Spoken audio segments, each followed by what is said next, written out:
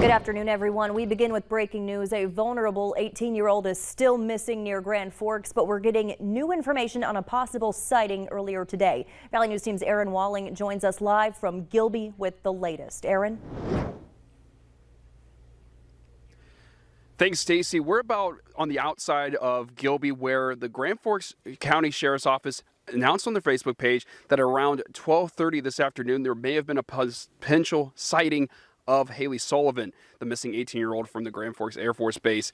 Now, they're saying that people in the Gilby area, please check your property, check your cars, your other buildings, because she could be in those areas. They're saying that the last time with the potential sighting, she was wearing a gray sweatshirt, jean shorts, white tennis shoes, and a white cowboy hat. Now, I also spoke with the Air Force Base, and they said they did a fence-to-fence search on the base. About hundreds of military personnel and families were helping in the search efforts, and they could not find her. So now we're about 20 miles away from the Air Force Base, where potentially Haley Sullivan could have been found, or they're still searching for her. This is the developing story. We'll bring you more information when it comes available. Reporting live in Gilby, Aaron Walling, Valley News Live. All right, thanks so much, Aaron. Well, Fergus Falls police, meanwhile, searching for the suspect of a hit and run. Police posted these pictures on their Facebook page of a man they say was driving a white car during the incident back on June 24th.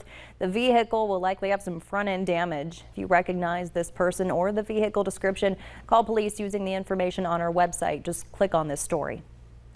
Well, it's nearing double digits at the Red River Valley Fair. You're taking a look live there. Some fair goers choosing to cool off with ice cream.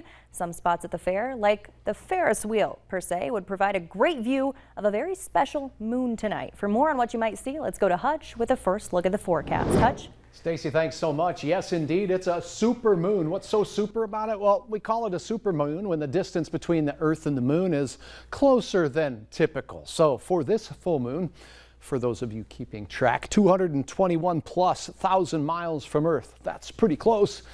And we're expecting that moonrise to be at 10:01 p.m. So have your cameras ready, get those shots in, and make sure you upload them to valleynewslive.com, our website. Now, check this out. First alert weather day for Friday. Realistically, we're going to have several days with heat indices of near 100 or better.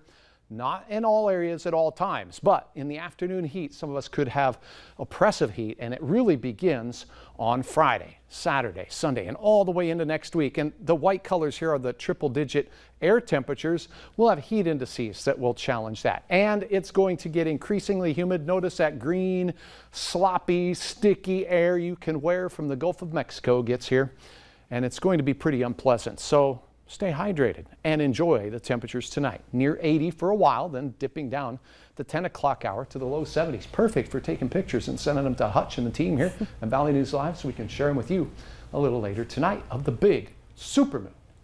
All right, thanks so much, Hutch. Yeah. The family of the man killed in an officer-involved shooting at a South Fargo apartment complex had the chance to ask questions directly of the state attorney general and other authorities concerning the investigation. Fargo Mayor Tim Mahoney says he invited Shane Nederville's brothers to meet with the attorney general, Deputy Attorney General, Fargo Police Chief, and city leaders in Fargo to talk openly about the investigation. Mahoney said in a statement last Friday's events were a tragedy for the entire Fargo community and our region. A young man's family is grieving an immeasurable loss of a cherished family member. The mayor also said police officer Adam O'Brien and his family are coping with this traumatic event and the lasting impact it'll have on both families involved. Victims of sexual assault in Minnesota will now be able to track their test kits in real time online. The Minnesota Bureau of Criminal Apprehension says the new system is called Track Kit is live. Victims will be given a personal login and password they can use to see where in the process their kit is.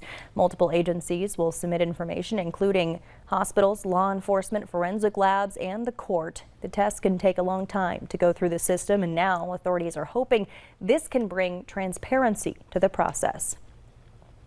A march is about to get underway in downtown Fargo as part of a national Bands Off Our Bodies walkout. It's a movement taking place all across the country. We'll bring you a live report tonight at 5 o'clock on Valley News Live.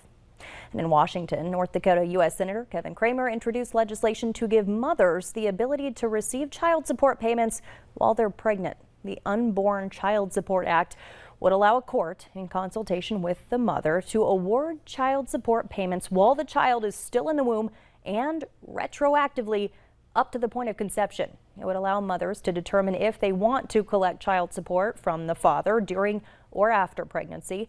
Mothers would also have the discretion to hold off paternity testing if they're worried that it would put the unborn child at risk. Senator Kramer says that caring for the well-being of our children begins long before a baby is born, end quote. Kramer credits a recent poll from the Bucknell Institute for Public Policy for finding popular support for child support payments to begin at conception. The Fargo School Board voted in a new president and vice president, both of which were part of a campaign to recall school board members last year. Dr. Tracy Newman is now the school board president. Seth Holden is the vice president.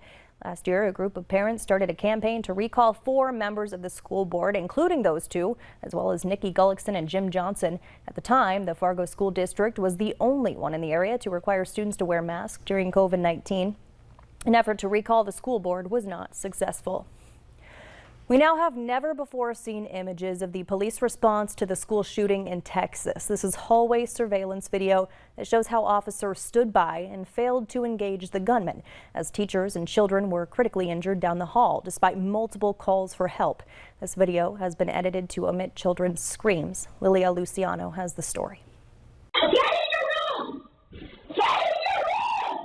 911 audio from May 24th reveals a teacher's desperation inside Robb Elementary School as the gunman fired at the building from the parking lot. Moments later, at 11:33 a.m., surveillance footage shows him walking in and turning down a hallway. More than 2 minutes later, at least 3 police officers race towards the classroom, retreating as the shooter fires at them. By that point, at least 11 police officers were inside the school. Police continue waiting in the hall for almost 20 minutes. And as dozens of officers from 7 different agencies arrive, they too wait and wait.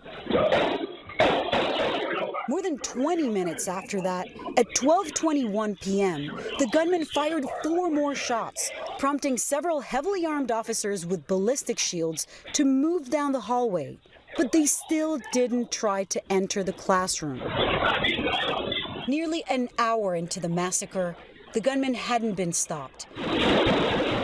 Finally, at 12:50, law enforcement breaches the classroom, killing the gunman. An hour and 17 minutes after he entered the school. The footage came out as several families of the children killed were in Washington, D.C., advocating for gun reform. You broke us today for a minute, but we're not going back home. We're going to stay and we're going to fight. In Uvalde, Mayor Don McLaughlin berated the media for sharing the leaked video. The way that video was released today is one of the most chicken things I've ever seen.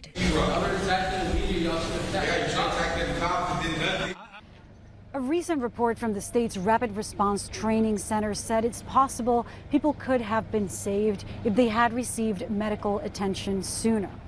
Lilia Luciano, CBS News, Uvalde, Texas. Just heartbreaking. Well, in other news this afternoon, prices for almost everything we buy have been on the rise for months, and a new report shows it's only getting worse. Danya Backus has the latest on that.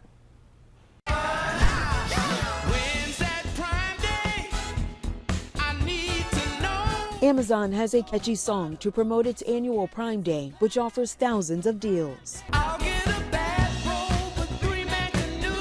But this sale comes as the cost of living hits a sour note. Consumer prices jumped 9.1% in June, the largest increase in 4 decades. A look inside the numbers shows the cost of rent rose at a rate not seen since 1991. Prices at the grocery store saw the largest one-year increase since 1979, and gas soared nearly 60% in June. It really impacts lower household incomes much more dramatically than anyone else. CBS News business analyst Jill Schlesinger says the high prices are making it difficult for many Americans to make ends meet. Don't forget, a lot of Americans have used the excess savings that they accumulated during the pandemic, stimulus checks, unemployment benefits. There is a bit of good news. Gas prices are dropping. AAA says gas prices are down almost 40 cents a gallon in the past month.